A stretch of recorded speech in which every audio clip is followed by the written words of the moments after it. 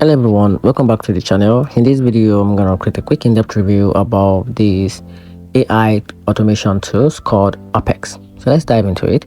UpHex is one of the fastest growing ad automation platform built for agencies and marketers who want to launch high performing ads quickly and at a scale. With its free-click ad launcher, a library of industry-specific template, and AI-generated ad copy trained on thousands of successful ads, it saves massive time while boosting results. Agencies especially like that it supports unlimited campaign and accounts, offer a white label option for branding, and provide the report analytics and reporting to track performance. The onboarding experience is also strong, with daily support calls and a thriving community that help users succeed right away.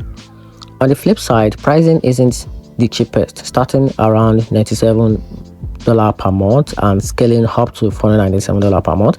It can feel steep for smaller teams because it leans heavily on template and automation.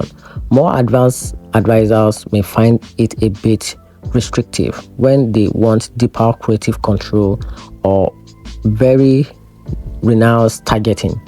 Some users also note a learning curve is imbalance, like learning curve in balancing automation with manual optimization.